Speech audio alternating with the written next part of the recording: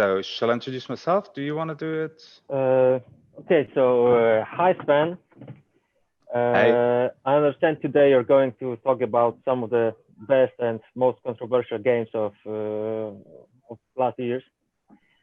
Very true. So can you tell us a bit about yourself, your work, maybe? Sure, I'm more than happy to. So I work for several years now in the video game industry, worked at developers and publishers alike, and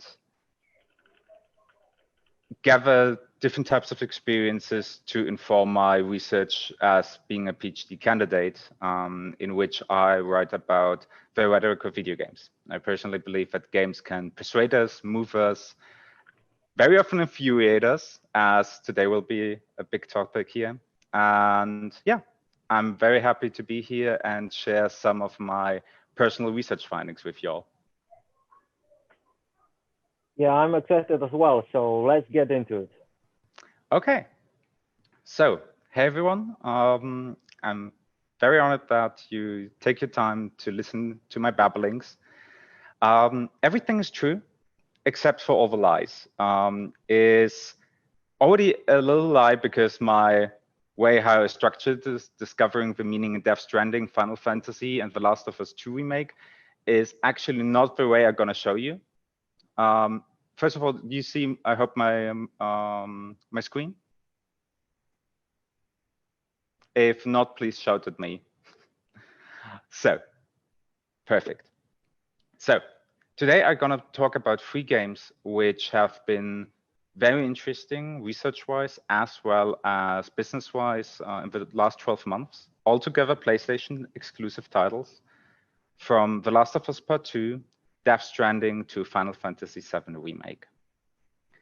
And before we head into it, I have to warn you, there will be at least one really big spoiler and several minor ones. So if you haven't played any of these games, you keep watching this stream of this video on your own volition. So in order to better understand how rhetoric works, in 2018, I introduced a new analytical tool, the so-called game dynamic narrative analysis. The base premise I used was throughout all the academic writings about video games and how they try to convey meaning, there seem to be a lot of people who either tend to go with narrativist ideas, so very much focused on the way how video game tells stories, versus ludological approaches, where the focus is rather on the mechanics, on the procedures. So my idea to create a symbiosis between those two seemingly opposing ideas is what we can see with every DNA strand. Both strands are actually charged opposingly and therefore crawl around each other. But if you take not just the one strand or the other, but look at the whole picture, you will see that there is quite intense rhetoric communication going on when you actually do not favor one or the other, but treat both of them respectively. So on the one hand, we have the narrative strand, mainly known for in all different types of media with a verbal rhetoric, the way how we talk, the way how we depict certain things. So that's the top-down storyline telling we usually am used to from authors and movie directors. And on the other hand, we have the game strand with the procedural rhetoric. And that's basically more the idea how a game designer lay out rules, and that actually creates rather a bottom-down, actually there's a misspell. It's a bottom-up storyline. So basically it's created through interaction of a player. So from this very abstract concept, how does it actually help us to better understand video games and the way how they tell us stories? So in all 3 examples, I want to show you that GDNA actually not only functions to analyze a game and its rhetoric within, but it's also really important to get a better understanding how people communicate around video games, trying to display the GDNA without actually ruining the experience prior to play. So let's dive in with The Last of Us 2, which is, according to the review aggregator Metacritic, 93 out of 100, which is one of the strongest games in the last years. Yet, as you can see, the game is actually very visual. It's very explicit in its brutality. And gameplay actually developed not incredibly far away from its predecessor. So what is The Last of Us all about? It is an action adventure, rather an action game with the opportunity and freedom of play to choose if you want to play it rather stealthy or you want to go in guns blazing. The game is very flexible here. So from a purely ludic strand, we have different mechanics from crafting different types of items which support you in your fights, and the opportunity to always choose whether or not you want to be loud or proud or actually try to outmaneuver people or distract them. The game is very similar to the first one in that regard. So from a purely technical perspective, and that's what a lot of people try to focus on, the game is really outstanding. And that reflected in all the critical reviews. Out of over 100, 112 were positive and only 8 mixed. And I'm well aware that actually Metacritic has a lot of different problems that we need to be aware of, but just as a rough indicator, it's really helpful to gain an understanding where we have a rift. And that opens up when we look at the user reviews. So 2 things are very apparent. First of all, it is far less positive in the aggregated 5.6, but you can see very clearly if you user reviews, we have over 35,000 positive as well as 44,000 negative reviews. That is an incredibly high number. By comparison, also equally popular video games, let's say Spider-Man, have roughly 2,000 reviews. That's way less, and it's still quite a reliable stake to evaluate what everyday Joe or Jane believes the game should be like. So this game was really polarizing. The question is now, how could it happen that a game get review bombed so heavily? And GDNA might help us to understand that, because I would claim it's a narrative strand that has a distinct misrepresentation in the public.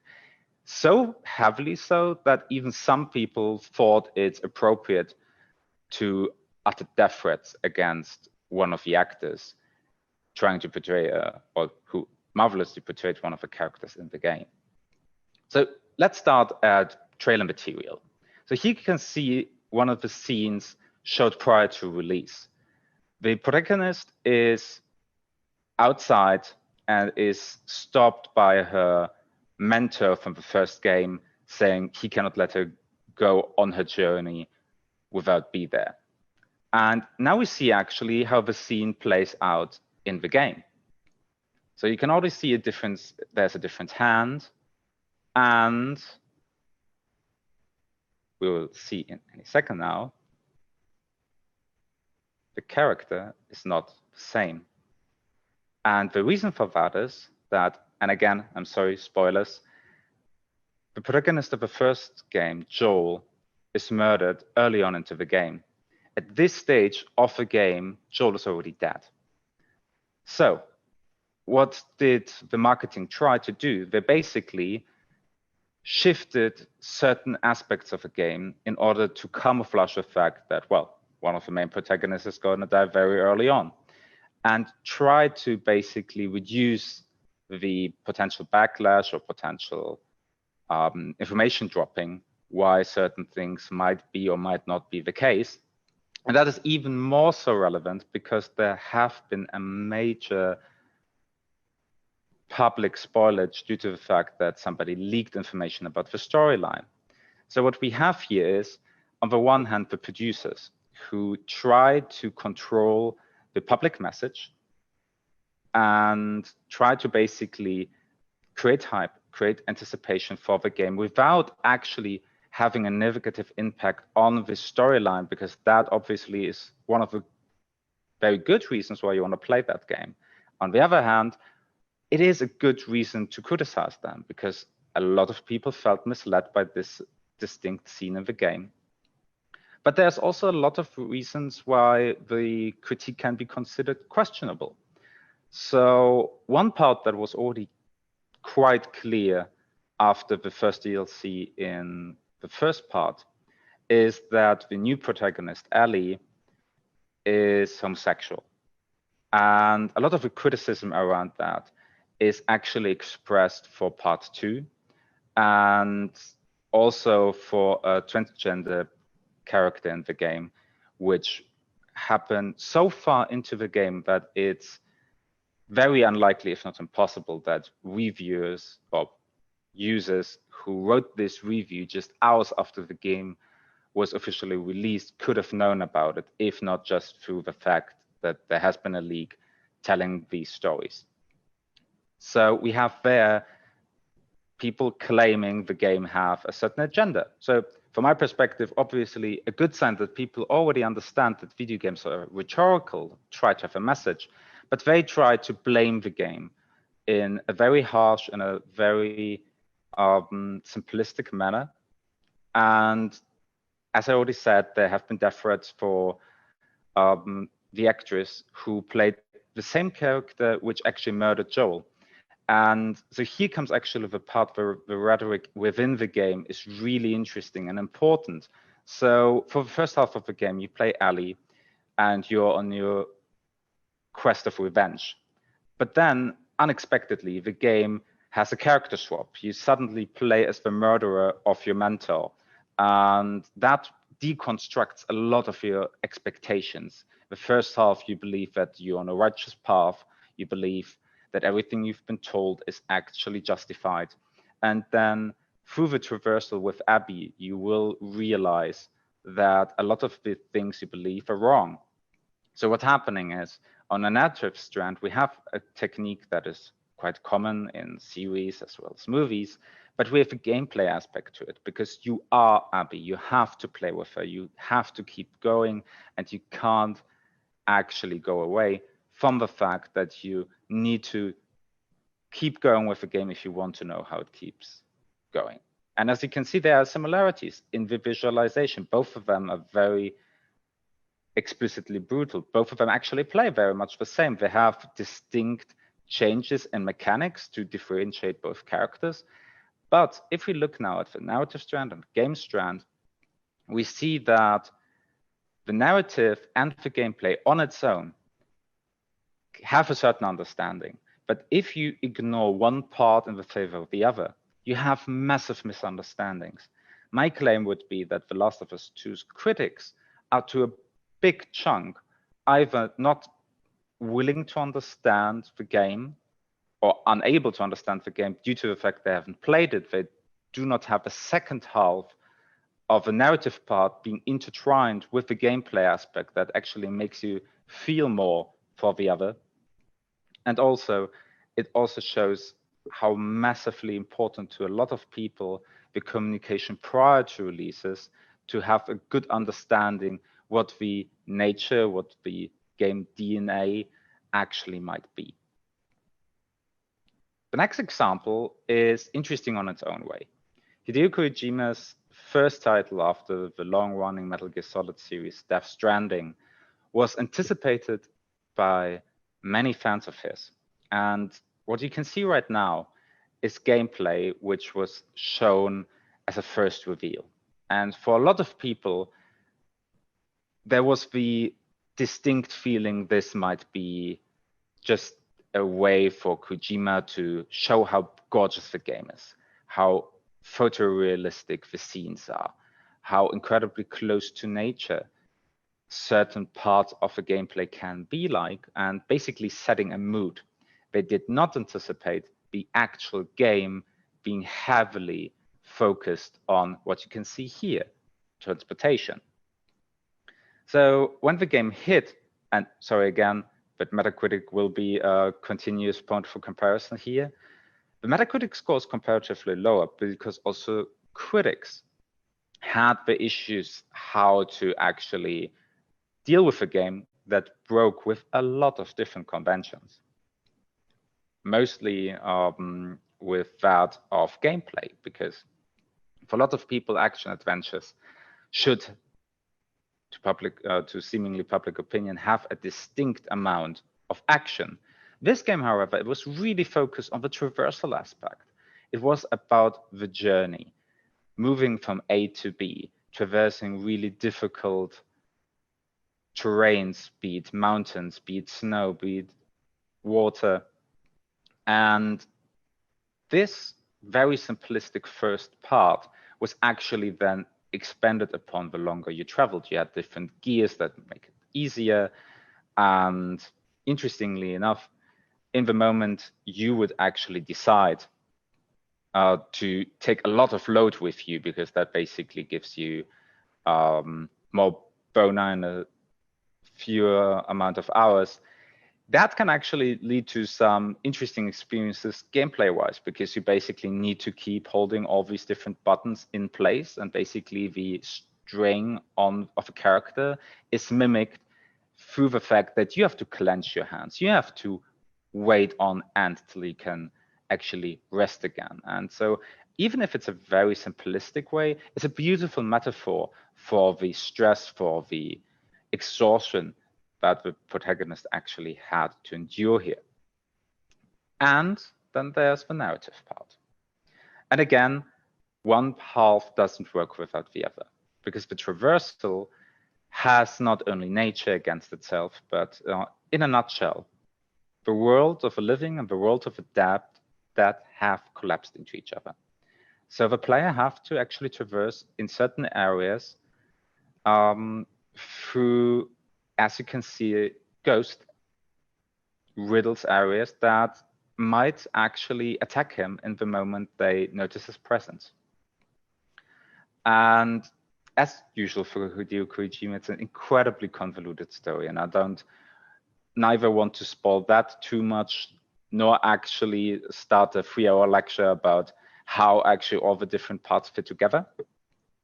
But it is really interesting to see how the different complicated threads tie into each other, because for the longest part, the player will have to question assumptions she or he is making. And interestingly enough, it is very, as you can see here, right here, very much focused on cutscenes to a certain extent. So it is very classical in that original sense, but it is also something more. Because while you actually traverse all these different terrain, apart from the ghostly figures, you do not see other people. But in order to make your gameplay easier, you need to make constructions. You have everything from ropes to ladders to bridges, and later on even different types of vehicle, accelerating your traversal. But that is actually really time consuming if you do it on your own. The game is designed so you log into online, and then the game will automatically match you to other people. So you will share the story world, and you will share, as you can see here, signs, but also buildings, information. You can actually ask for help, and if you're lucky and another player is coincidentally close by, they might provide you in a fight with necessary equipment. And so there is this hidden multiplayer where you do not see others, but you see their impact. And so a story that is mainly focused about reconnecting a country, very similar to The Last of Us, also a story that is similar to a road trip. Here you have a big focus as well on rebuilding a nation. And what seems to be an ideal, something very abstract in the narration, becomes reality, something very feasible in the moment you play the game, when you experience what it means that you open up an area and then together with others, you achieve something. So a lot of reviewers actually in the beginning didn't have this experience. They had to play on their own because there are not a lot of other people around. So their impression was far more negative. compared to those who actually played it later on and saw how all these intricate systems fell into each other and reinforced each other. So we have here a very cryptic narration in the marketing as well as in the game itself. But here the public outcry was way less furious. It was actually more a certain type of understanding that this might happen because they knew Kojima, they knew what was coming for them. And on the other hand, the criticism was mainly on the gameplay side, that it's not gamey-ish enough. But on the other hand, it seemingly was necessarily correct. So finally, we have Final Fantasy Remake. And Final Fantasy VII Remake was an interesting story of longing. So we have an original game, which was published in 1997 and had, by now standards, an amazing Metacritic score of 92. It has, obviously, due to monetization, a very high user score, a score of 9.1 out of 10, which is obviously a result of the fact that Metacritic wasn't in existence back in the day. And so people basically gave their review many years after they actually played the game. So to speak, filtering out the negative user experiences.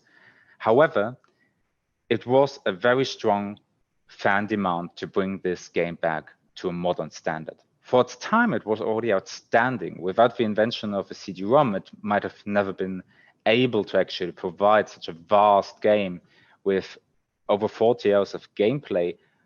For this time, it was incredible. And 40 is most likely a very condensed run. You can easily spend 100 hours plus in it. So when the remake came out, there was quite a lot of worry to what an extent would it possibly resonate. And if you look at the numbers, they're quite good. So how does this actually happen? A big amount of anticipation and then actually comparatively good and positive feedback. So first of all, the game actually had its fair share of scandal and criticism prior to release. And mainly due to the fact that the developers decided to split the game up. So as we know now, the game will be released in 3 chunks, out of which the Final Fantasy VII Remake is only part 1. So a lot of people were infuriated about that, believing, oh my God, the original game only has 4 hours and you want now to sell this as a full price title? Are you kidding me? And then it actually turned out, well, they massively extended the narration. What originally takes you between 2 and 4 hours in the original game is now 40 hours on its own right. And the game actually tried to communicate the acknowledgement how important the core and origin is early on. So in this comparison video, you see the first time in 2015, so 5 years prior to release, a first scene trying to illustrate what the team is trying to accomplish. And it's in a lot of its visual rhetoric very close to the original, and that for a good reason. They needed to keep people informed that they understand and respect the origin. And from that point onward, they keep developing, trying to make a game which fulfilled the needs, but also fulfilled the need for a modern game. It needed to be fun. It needed to be actualized, needed to be cool on its own right without actually having played the game back in the day. And so that's what they did on a marketing side. So that is more the narrative part, the visual rhetoric that was very much akin to the expectations. And then on the other hand, you have the gameplay. The original gameplay was turn-based. It had certain temporal aspects to it. You had to decide on time. But the new game was actually live action RPG styled. And a lot of people could have obviously said that they didn't like it because it's not close to the original, but it was communicated early on. It was made very clear how it works. And as you can see, it is very modern. It is actually really fast-paced, action-oriented. actually not too far away from The Last of Us if you think about the cineastic presentation. And the gameplay itself is ground solid. The reviews can judge that better than I do. And here we have a very strong fit of, so to speak, rejuvenation of an old GDNA towards a modern one. So here we have clearly the upside of two different sets of games, both being really strong for the time, but still working brilliantly nowadays. So, coming to a closure. All those three games, The Last of Us, Part 2, Death Stranding, and Final Fantasy, had an incredible financial success. All of them had an incredible impact on the industry, the way how the visual looks, what AAA actually means, and also they made great marketing. They actually achieved to speak to a lot of people in different ways, the way that made them buy and play the game. However, it needs to be considered that if you want to get a better understanding how these things play out, it's not just talking about the narration, it's not just talking about the gameplay, it's always about talking how both of them are intertwined, how both of them reinforce each other, and also where they don't reinforce each other if they don't work out, which would be a great topic for next topic, I guess. So thank you very much for your time, and I'm happy to answer all your questions. Okay, thank you for a great presentation. The first question I have for you is, what do you do at THQ, and how does your work inform your research?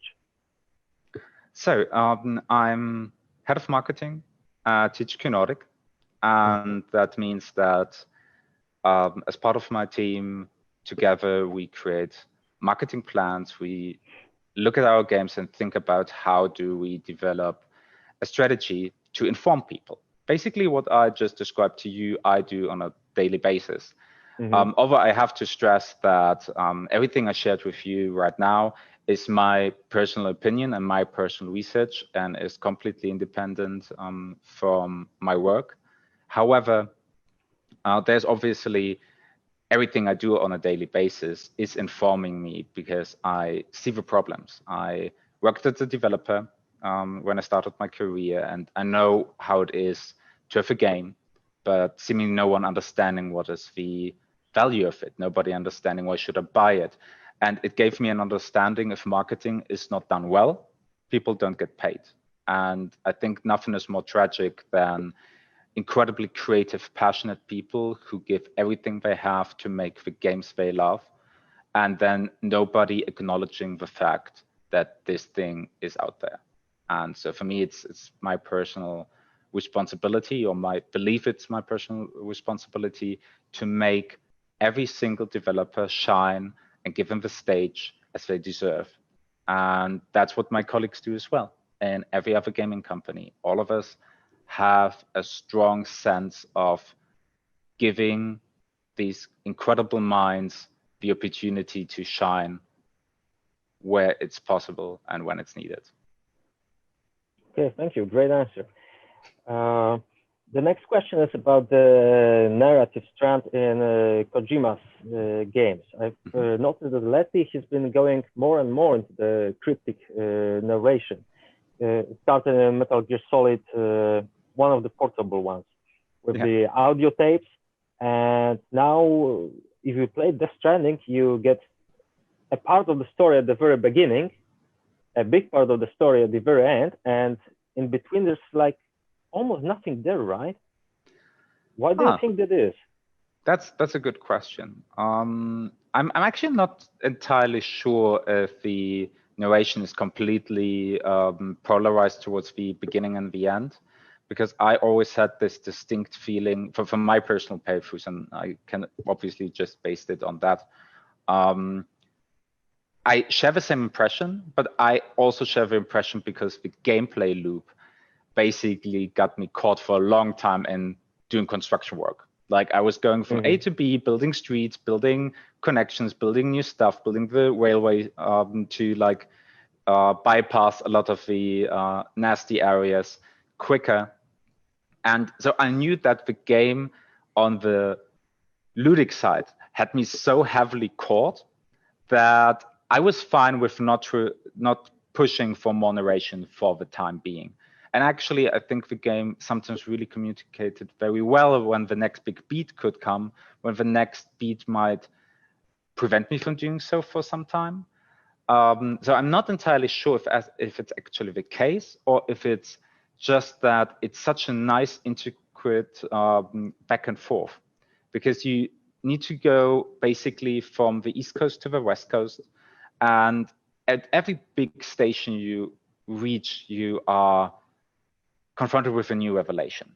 And so what I would say is, because the chunks of gameplay by comparison to the chunks of narration are so much bigger, which is kind of unusual for Kojima. If I just remember Metal Gear Solid 4 with hours and hours of amazing, but still hours of cutscenes, it seemed weird. But I believe, and like I said, it's just my personal impression, that Death Stranding basically gave me time to contemplate. Like I never had so much the feeling of a game that I play, and while I play, I can basically relax. I can think about, okay, what did he mean? Maybe he meant that. Maybe he meant something different. By the way, how do we actually get out of this mountain? I don't know. Let's try it out. Oh my God, there's something somebody else did. It's stream of consciousness as a video game in a relaxed state. You basically, it's giving you a canvas in which you can lay out all your ideas. And I think that might be the reason why it's not so narration heavy, because it wants to give you the space to explore and experience what the game is all about. But I might be wrong. Well, personally, I also spent a lot of time building roads. So, maybe I just got lost in the game. But it's a good sign, isn't it? But you know what? After a while, I was like, why the hell am I still building roads? Let's do something about this game. I'm gonna live here building roads. It's time to stop. True, but I feel I'm too much focused on the completionist part. I needed to have the road finished before I could keep going. I always thought maybe there's this one mission where I really need a road. And thankfully that mission came, so I'm perfectly fine with doing it. But yeah, I can definitely see your point. Okay, so another question also about the Death Stranding. It was supposed to invent a new genre, to revolutionize gameplay. Do you think it succeeded? That's a good question. I guess it's a little bit too early to say. Because yes, and I think a lot about the definition of genre lately as part of my research. I see that it has certainly changed our perspective how genres have been for the last 15 years. We have a very strong focus on action, with very strong focus on adventures or shooters, to be more precise. But there hasn't been a lot of room for entirely new genre. We had the Souls-like, which I think is a terrible type of genre description because it's only a simile and not actually something new. However, Souls-likes have one thing in common. They seemingly have enough financial success that other people wanted to mimic it, and by mimicking it, make enough money to keep going. So far, I haven't seen a big increase of games that strive to be like Death Stranding. However, and here comes a big but, it's difficult to make such a game. It's really difficult to create a game where everything is about traversal, everything is about just the joy of going from A to B. And despite the prejudicial term of a walking simulator, this genre is succinctly different. It is about traversing while listening to or unfolding narration, whilst Death Stranding is actually a traversal game with interspliced narration bits that as I already said, gives you time to think about it. We will have to wait. Game development takes time. There will be certainly indies who try to achieve that. There will be mid-stage studios who might try that. And if you look at the latest presentations by Xbox and by PlayStation, you will see that the visual style already had an imprint. We already have some games that look a lot like Death Stranding. Gameplay-wise, it will remain to be seen. Okay, thanks. And the final question. Since Final Fantasy VII is split into 3 parts, and the first part took years to develop, don't you think it's probably a way to cash grab, actually? Because when the second part comes out, and then the third part, like maybe in 5 years, won't they just do an HD version of the first part, like a remaster, I mean? Yeah, good question. That's a really interesting thought. So I can only take the examples from the most recent history. The Last of Us, the part 1 was originally released on PlayStation 3 at the end of the console life cycle. And it was an outstanding piece of technological achievement. And then after the release of the PlayStation 4, very soon after, it was re-released on PlayStation 4 as a remaster. And it is a pretty good way to, on the one hand, provide content for a new console. And on the other hand, it's a nice way to enable players to experience a game they might have not experienced on a prior console. Meaning, back in the day, not everyone had a PlayStation 3 who bought a PlayStation 4. So porting it to another system is actually making it accessible to gamers. And accessibility is never a bad thing. And so for Final Fantasy, it remains to be seen for how long it will take. But as the game stands right now, it is a gorgeous game. It is a really well-crafted game. And actually transporting that one onto the PlayStation 5, I think it's not a bad thing. I personally believe that myself, like if it's, 4 years from now, I will most likely play the remake anyhow again. So I actually do not miss any of the narration bits that are referencing it. So if they port it to the PlayStation 5, I would be thankful that I can play it again, because I personally love unlocking trophies. So replaying the game and actually having something in return feels valuable to me personally. But on the other hand, like I said, there are a lot of people who don't have PlayStation 4. So when they play the PlayStation 5 and they say, oh my God, I need to play the part 2 because it looks amazing, giving it onto the market as a port makes it easier for them and more accessible. So maybe, likely, I don't know, but I wouldn't mind it. I think it would be good for everyone who wants to play it on that sad new console. Okay, thank you very much for your perspective on these great games, and I would love to continue this for hours, but unfortunately, same here. Yeah. So maybe we'll talk some other way later. Sure, with a beer. Okay, yeah, no problem. So let's end the official part, and we'll write each other something. See you later. See ya. Thank you.